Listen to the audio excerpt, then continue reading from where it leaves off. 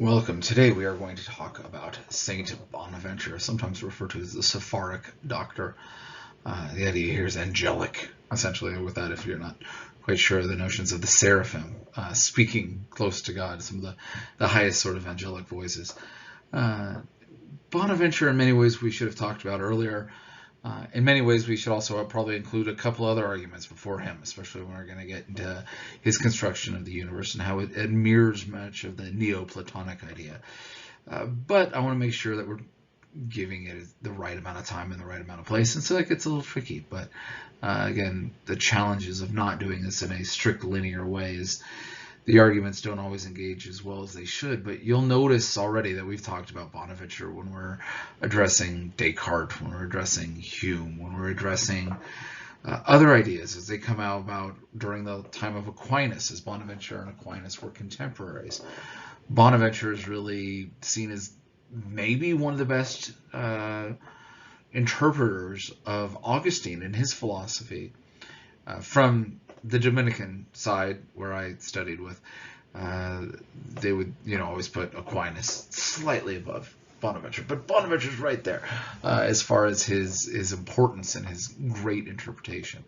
Head of the Franciscan Church, amongst of other things, during his lifetime, one of the most important Catholic philosophical leaders of the day.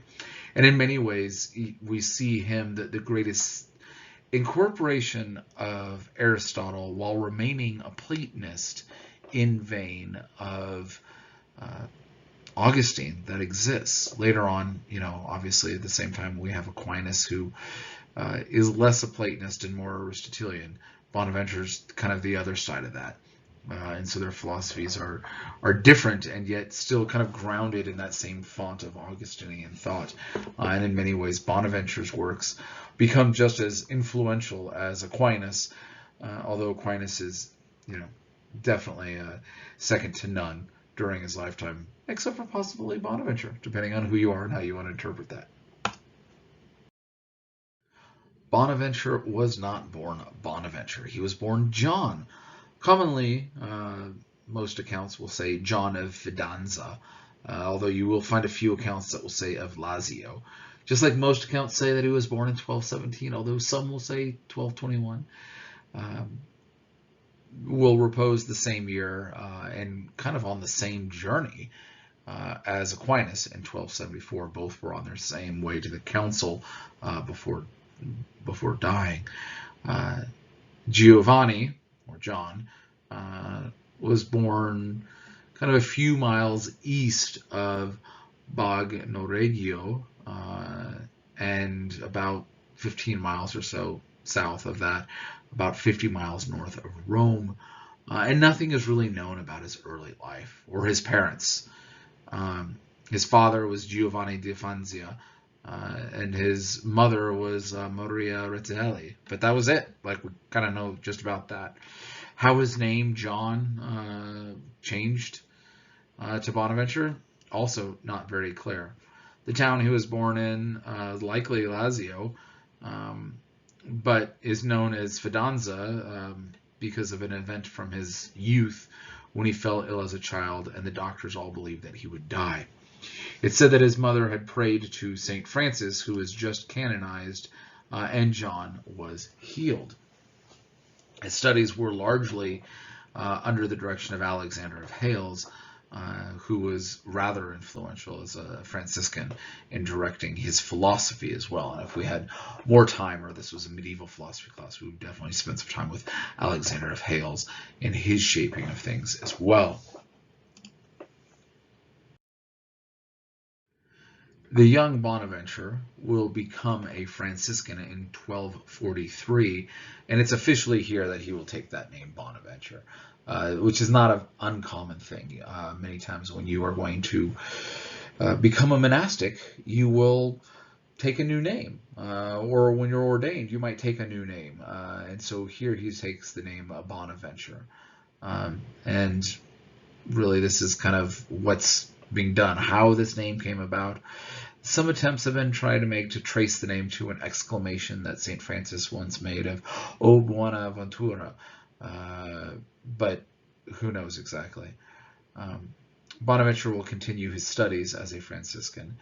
Between 1248 and 1250, he'll complete his commentary on the Bible, and his commentary on Lombard's sentences were done from 1250 to 1252. This was fairly typical for those receiving master's degrees. He was a regent master of the Franciscan school in Paris from 1253 to 55. The controversy that kind of broke out, as mentioned before, made it difficult for him to take his exams for another 2 years. And in 1257, when he officially gets named a doctor and master at the University of Paris. But before too long, he was elected the Minister General of the Friars Minor, aka the Franciscan Order, on February 2nd, 1257, which is very odd because he's not even 36 years old in almost all likelihood at this point. So he's very young to be getting such a high rank. But it's said that he continued to preach sermons in Paris even during Lent, and is out and engaged with everybody else and doing what he can in the community. He's not purely a scholastic doctor, but he's also ministering. He's in charge of the Franciscan order and in charge of the events and controversies of the day around him, which there were a number of. As far as writings, he would continue to write on Peter Lombard's sentences during this point, which remains, without a doubt, Bonaventure's greatest works. All of the other writings are in some way subservient to this commentary on the sentences. In many ways, we see this very similar to Aquinas, where the Summa Theologica kind of becomes his commentary and exposition of the sentences. The same thing is being said of Bonaventure. Besides his philosophical and theological writings, Bonaventure left a number of works referring to what it's like to be a monk, a monastic life, what is religious life, mendicant life, as the Franciscans, and especially addressed to the Franciscan order. We would probably have more of his works. He probably would have written more, except for the fact that he was in charge of the Franciscan order. So this changed many of what he had to do. Unfortunately, not all of his writings will have survived, some of which just disappeared because without the advent of the printing press, the number of copies, kind of disappeared and didn't exist. Some of the major writings he had was on the poverty of Christ. This is an important one, obviously, for the monastics and the religious life. The life of St. Francis is a major key work of his. But for philosophy, the most important work is The Journey of the Mind into God.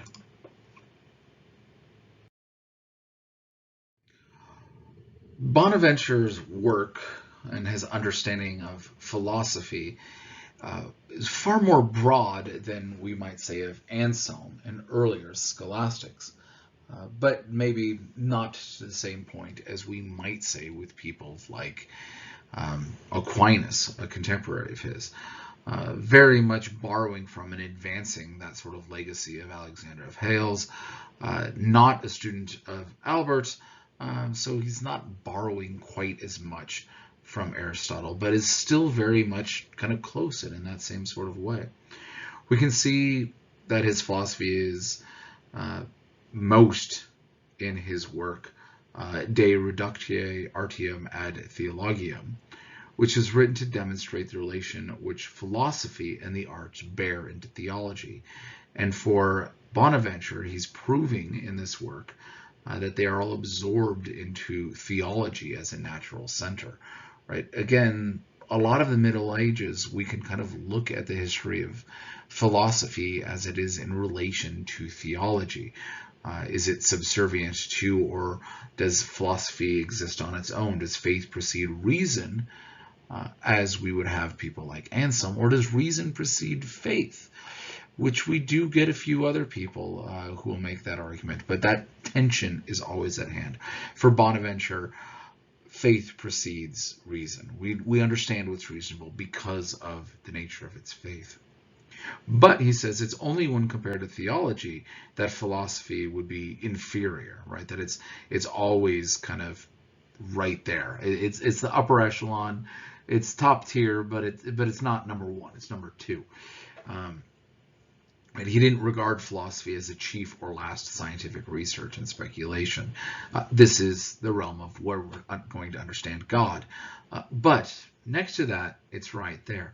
Considered in itself, though, philosophy is, according to Bonaventure, a true science.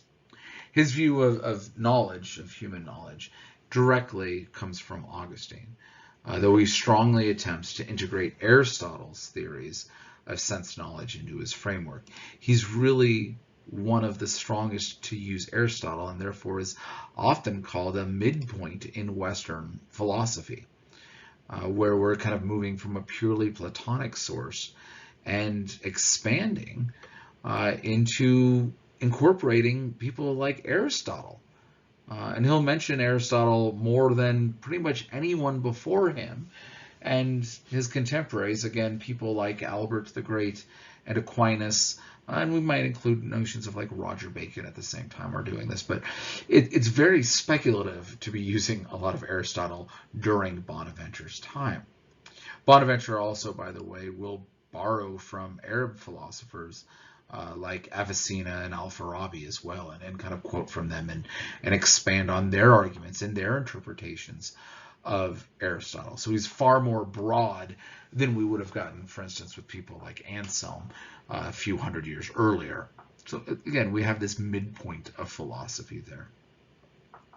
Still bases his doctrine in that old school, that Augustinian Platonic way, but will borrow from the new, from Aristotle, and including some Arab philosophers as well. He will criticize the defects of Aristotle. It said, though, that he is quoted more frequently from Aristotle than any of the earlier scholastics had done.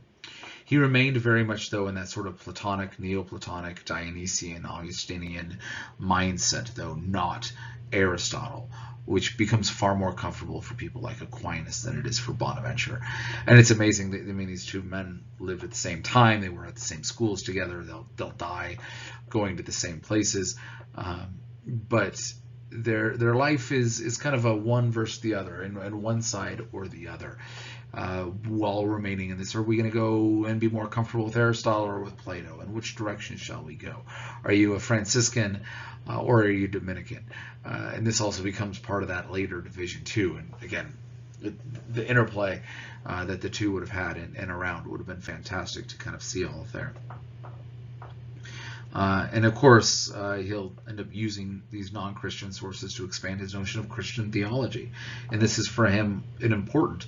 The greatest influence in his writings, of course, were St. Francis and Augustine. Like, as the Franciscan, we would assume Francis would be there, and also Augustine. Like, this is just clearly kind of the foundation for Western theology. Anselm, would have been in there in that same sort of following that thought, although Francis wasn't born during the time of Anselm yet, but that same sort of like Augustinian mode, and that's the way of doing this. For Bonaventure, much of this work and his works talks about the relation of the soul to God. He's primarily concerned with the human soul and this relation, and that life is divinely planned towards this vision of God. He expands upon Augustine's doctrines of this sort of metaphysics of light, which is fairly Neoplatonic, with notions of divine illumination of the intellect, which is also pretty Neoplatonic, as well as some of the seminal tendencies in matter, which is Platonic and Stoic. So we get a slight variation of this Neoplatonic discourse here. It says that we are called to participate in the light of God in order to understand ourselves and this divine ascent, which will have an eventual union with God. And we're very much kind of in line with Dionysius and the Neoplatonists, who we will address later on in the semester. And because of this, Bonaventure is often identified, correctly or incorrectly, as a mystic, as much as he is a philosopher, a theologian, church doctor, church leader, religious order leader sort of thing, and all of this other stuff as well. Bonaventure's philosophy really has got kind of three main thrusts as far as its engagement with medieval thought and where things will go. One is in his discussion on the proofs for the existence of God. Next is on his theory of knowledge, and his work, Journey of the Mind into God, is kind of incorporates more of this and becomes kind of the third sort of arm for how we should understand everything. Concerning proofs for the existence of God, this is found in his commentary on the sentences and the disputed questions on the mystery of the Trinity. He says that there are two kinds of proofs for the existence of God: external experience and internal experience. And so this becomes a little bit different. It's not just a priori or a posteriori, but it's also experiential on how we are going to understand proofs for the existence of God, how we experience the world and how we experience God and ourselves. And again, we can kind of see this title of mystic possibly applying. As such, in his commentary on the senses 1:154, he says, "So great is the truth of divine being that you cannot judge it to not exist unless there is something wrong with your understanding, so that way you do not know what it is meant by God."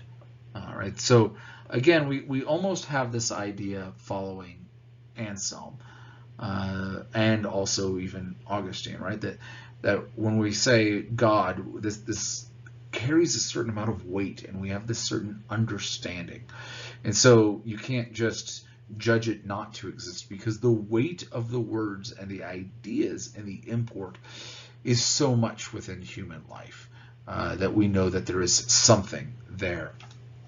Concerning his theories of knowledge, this comes directly from Augustine, but attempts to integrate Aristotle in the idea of sense knowledge as well. Right? Sensation kind of applies within this discussion of the theory of knowledge. Here, the soul is the form of the body, but not wholly immersed in matter. It is not simply passive. The discussion is found in his larger work, The Journey of the Mind to God. Here, sensation is not simply the reception of sensible likeness of a material object into the soul. It is the act whereby the soul affects by the sense object and judges it.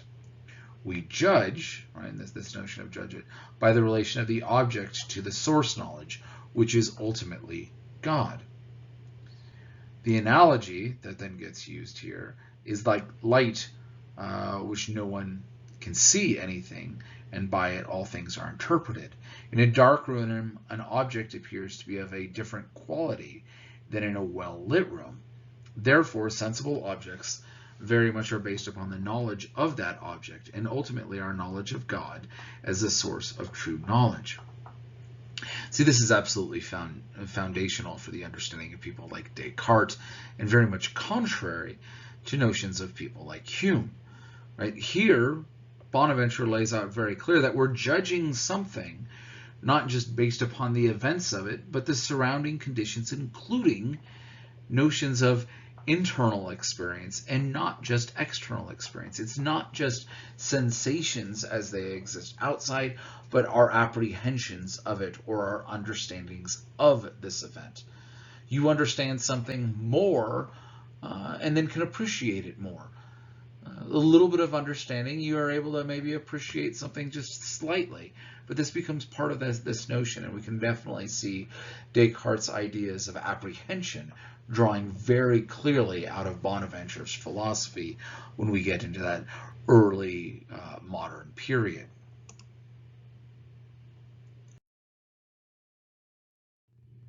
Bonaventure's major work for philosophy, beyond just his commentary on the sentences, and far more approachable and in many ways the one that applies clearest for our purposes with early modern philosophy as well as later medieval thought, is the work Journey of the Mind to God. It follows very much the notions of philosophy laid out by Saint Dionysius and his order of the angels, the three triads. And we'll address this later, which is very Neoplatonic as well. And Bonaventure believes that this work is a sort of roadmap to union with God and how we understand the universe, which, again, is all about this roadmap to God. It opens up with an introduction, a sort of prologue, and then is followed by 7 chapters, which are sort of rungs to understanding the universe, and therefore as a ladder to God, as God is the source and fount of the universe. Again, we're seeing this notion of a ladder of understanding God within St. John of the Ladder and many others as well. It's a very common sort of understanding on how to ascend to the heights of knowledge and this divine knowledge and union with God. The prologue is very much in line of what Anselm and Augustine have done, and as well as many others, is it's opening up as a sort of preparatory prayer of, God, help open my mind and open my understanding, and let me begin this path and this journey in this sort of way. And so the prologue kind of is that preparatory step. The first rung or step to this, the first chapter, focuses on the external world and man's vision distorted by ignorance and failing to see reality as you should. So the very first step is that we're going to look around on the external world. But he's going to say that even our understanding of the external world is not clear. It's not right in its entirety, right? So we can't purely rely upon sensation. We're not going to move to, Hume's sort of perspective here as our beginning point. The second step of the ladder approaches the visible things as items which contain God. We're going to look at the world and not just look as it is, but look at it as it really is, according to Bonaventure. And that is that these things have sign pointers to God. If you are familiar more with some Arab philosophy, Al-Farabi kind of spells this out with some of his discussions as well. So while this is very Dionysian and Augustinian and very Christian, this is also based in Aristotelian thought as it impacted Arab philosophy as well. And we have some overlap within that. The third step is a consideration of visible objects as images of God. So not just how they contain God or God's print upon them, but how they are images of God. And this becomes a far more personal or in-depth action, and in some ways is almost a re-step of what we did to begin with, right? Instead of just looking at the external world, we're looking at the external world as images of God. So not just as they are in their darkness, but as they are in the light as we start to move and approach that. Step 4 is a consideration of the presence of the God in the soul. So where is God in our own soul? And again, this is a more personal and in-depth action, similar to what we did in step 2. So we're approaching the visible things which contain God, but now not just external things, but the internal things as well. So we're moving from this, right, external world. What does it look like? How is God in there? How is God in that, and how can I perceive that? And then how is God in me and the presence of God as I am a part of all of this as well? And we can kind of see this cycling over and over again. And step 5 becomes an analysis of observations made by these previous steps, resulting in the revelation that God is the first thing that is known. Right? God is the first thing that we can know. And this follows very directly and very clearly from the works of St. John of Damascus in a statement that of all of the names predicated of God, the more proper name is that He who is. Right? That this is the most proper name of God, that God is He who is. And therefore, while we are observing things about this world, we're really understanding God most, right? Because God is He who is, and these become things off of that. God is the being who is, not as proof, but as a definition, and therefore is relational. Therefore, God is that being who is called pure being, and simple being, and absolute being. That God is being becomes this sort of revelation about God that we're able to tell from these steps. Step 6, we are going to expand upon this nation of being to understand that being is also goodness. Right? So we can call God being, but we can also call God the good. And this follows from Dionysius here. The good is relational and seeks love for another. And the good is this perfect name for God, which is, again, very much borrowing from the works of Dionysius. The seventh and final step of Journey of the Mind with God is ultimate union with God. This is mediated through Christ and takes place with the transformation of our soul when we fix our gaze upon Christ. This is the union on the cross where we sacrifice and we have mercy as well, that both of which, sacrifice and mercy, are present. And so this becomes the final step of the journey of the mind into God. And this is much broader than just these little 7 chapter headings, but this is kind of the direction that they go and the philosophy that forms out of it. For Bonaventure, the main purpose of the journey of the mind into God is this sort of mystical union with God, right? This is, after all, where everything is being directed. And if you plan on becoming a mystic and are using philosophy to aid you in your union with God, then I recommend you read the entire work. If that's not your goal, if you're trying to understand philosophy, who are the great thinkers, what shapes intellectual philosophical thought, the work is still important, but we might limit some of our scope. For instance, we might focus just really on chapter 2, at least for the sake of this class where we are, the relation and reflection of God and his traces to the sensible world.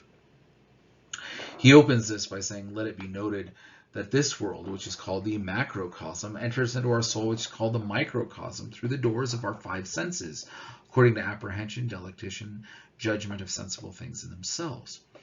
This is apparent as follows. In the world, some things are generating, some are generated, some are governing the former and the later. Right? We have different parts of the world that work differently. Some things are coming into being, some things are causing other things to come into being, some are governing them, and some are not. And we also have this very interesting idea that Bonaventure is advancing, that there is us as an individual, a microcosm, but it's also in relation to the broader world, the macrocosm. And so we have this sort of mirroring of the same cycle happening in the broader world as what happens in ourselves. And continues, therefore, man who is called a microcosm has 5 senses, like 5 doors, through which enter into his soul the cognition of all that is in the sensible world. But since by sense we perceive not only these particular sensibles, which are light, sound, odor, savor, and the 4 primary qualities which touch apprehends, but also the common sensibles, which are number, magnitude, figure, rest, and the motion. Since everything which is moved by something, and some are self-moved and remained at rest, as the animals, it follows that through these 5 senses we apprehend the motion of bodies, we lead to cognition of spiritual movers, as through the effect which are led to the knowledge of its causes. It's very interesting to read Bonaventure after Descartes and Hume, because we see that same sort of debate and the side and the sort of foundation that Bonaventure gives these men. Here, we definitely are understanding the world through our senses, but it's not just our senses to which we understand the world. Sorry, him. Right? That we're going to understand effects based upon and to the causes. That there is this relation between cause and effect, right? As though an effect we are led to knowledge of its causes, and that there are some things that we're able to understand because that knowledge exists already. Right? And moving on, he says very clearly, as far as the 3 kinds of things are concerned, the whole sensible world enters into the human soul through apprehension. Once again, we get this notion of apprehension, that we have our knowledge of the world ahead of time, and it's going to help shape these experiences. Upon this apprehension, if it be of the appropriate thing, there follows delight.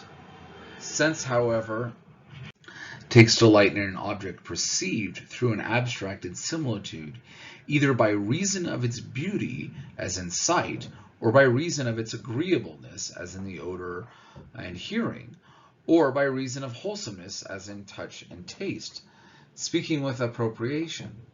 right? Everything we're going to be taking in, and we have this notion of delight if it's going to be something that we apprehend as good for us. Now, sometimes people do get overly delighted. Sometimes what one apprehends to be the case might be over enthusiastic from the actual event. It reminds me of a red carpet interview done at the Rock and Roll Hall of Fame for The Cure. The reporter here was asking Robert Smith, the lead singer of The Cure, like, "Oh, are you so excited about all this?" And like, way over the end, and he goes, "Well, apparently not as much as you are, right? I mean, your apprehension of how great a moment of this is greater than mine," which is very fitting for The Cure and this sort of relation as well. But it's this sort of like, okay, how are you apprehending it? How is this going to go? How far will this move? And your delight, can you go too far? Yes, possibly. Ultimately, though, for Bonaventure, this all has a ground for its understanding and its source, and so true apprehension will lead us, to the proper delight, sort of thing. It says, after the delight of apprehension comes the judgment. By this, we not only judge whether something is white or black, for this pertains to a special sense, not only whether it is healthful or harmful, for this pertains to the inner sense, but also why something is delightful. And this act of the question is raised about the reasons for our delight, which sense derives from the object. So this happens when we ask, why is something beautiful, pleasant, and wholesome? And it is discovered that the answer is equality of proportion. So we're kind of given an answer here by Bonaventure, that we're going to make judgments about something. We apprehend it, and then we say, well, why, right? There's a reflection upon our apprehension afterwards. It's not just I apprehend something is good, but afterwards, why was this good? Was my apprehensions correct? Was it founded as it should be, or was it not? Was I confused? Was I wrong? Was I in error? Was I overly delighted in something that I shouldn't have been overly delighted in? Or was I right? And why? From this, we kind of get that odd situation where you might be excited about something and your apprehension of the event is great, and the event or the object was good, but not as much as you built it up in your head, and therefore you're disappointed, right? That same sort of thought that we talked about. Well, you didn't expect it to be great, you probably would have been pleasantly surprised, and this is that sort of odd double thought of where apprehension and sensation might not quite line up correctly, right? For instance, was it the worst episode ever to go back to some of these things, right? We think this is great, but it's not. Judgment is therefore always an action. We're always moving with these judgments, and it's always illuminating our thought and our mind to move the right direction.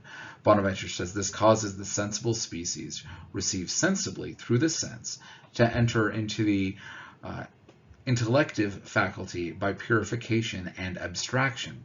And thus the whole world can enter into the human soul through the doors of the senses by these operations that we talked about ahead of time.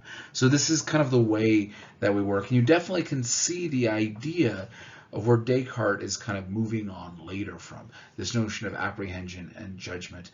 While we're taking in our senses, we still have something that's already there. It's not just the sensible world. Continuing on, he says, these all, however, are traces in which we can see the reflection of our God. Again, remember, this does have this theological, mystical union as its endgame for Bonaventure. For since the apprehended species is a likeness produced in the medium and that impressed upon the organ itself, and by means of that impression leads to the principle of and source, that is to say, to the object of knowledge, manifestly it follows that the eternal light generates out of itself a likeness or co-equal radiance, which is consubstantial and co-eternal. Right? Everything that we're apprehending is not just that object as we're apprehending or sensing it to be, but where does this come from, right? That this idea of judgment and reflection afterwards is going to help us understand the source of this knowledge and where and how it really is. So we're going to understand some things more fully, that is for Bonaventure, ultimately within God. And therefore we have this sort of step process, as mentioned, as you see here, right? That we first understand that God and his attributes are then found in the world. We see these from our five senses, our soul, our mind, our senses, then take these in through notions of apprehension, which may or may not cause delight. Our soul then incorporates this and rationally has judgment upon it, which will delight in those who reflect these qualities of God. There is a back and forth, right, from the God, these attributes, and then how we're taking these attributes and ultimately going back to understanding God within all of that. And this sort of cyclical understanding of how the macrocosm is understood by us as a microcosm, and then understanding really the scope of that macrocosm in relation to all of this. In this way, he says, the species delighting us as beautiful, pleasant, and wholesome implies in that first species in the primal beauty, pleasure, and wholesomeness, in which the highest proportionality and equality to the generator. In this is power not through imagination, but entering our minds through the truth of apprehension.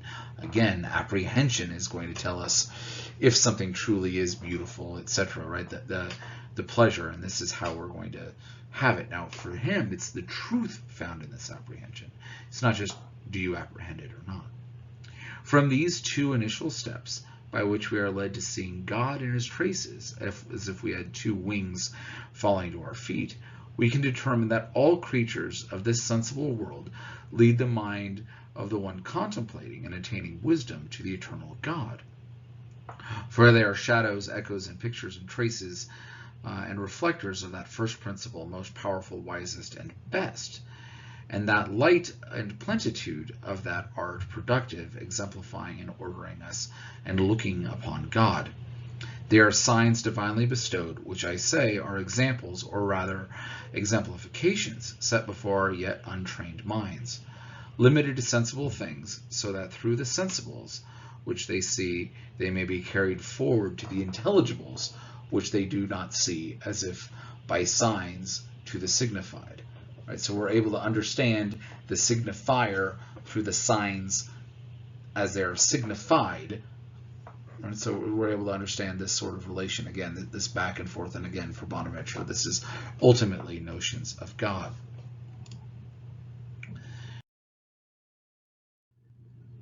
Now, where is Bonaventure getting these ideas? Where does it come from? In many ways, he's kind of borrowing the cosmology of the Neoplatonists. We will address Neoplatonism in large measure later, but Neoplatonism largely starts with the source of all knowledge is the one, then ideas, spirit, and matter, right? This sort of Platonic worldview that we've already addressed. Bonaventure is just kind of twisting this a little bit, where instead of notions of the one, we're talking about God, and it's not ideas, but the attributes of God, and then the world, and then our senses of that. So we've got the same sort of basic structure of the cosmology, but what informs it and what fills it is a little bit different. Bonaventure says, for every creature it is by nature a sort of picture and likeness of this eternal wisdom, but especially for that which the book of Scripture is elevated by the spirit of prophecy to this prefiguration of all spiritual things. So this is kind of this form and discussion on how things are going to move on from there. So this is Saint Bonaventure. This is his journey of the mind to God, where we're going to understand how the senses work, why the senses work, that there's this sort of mirroring with a microcosm of ourself and the macrocosm of God in the created world, and the attributes of God as found in the world before being brought in through our senses, and ultimately apprehended and judged as good or bad. Right? This notions of judgments and sensation, that very much is important to the philosophy of Descartes, along with the strong sort of reasoning impulses that we're going to find with people like Aquinas. We'll end up creating Descartes and his philosophy. And this is definitely where that stuff is coming from. So you see it here. Hopefully it's making sense.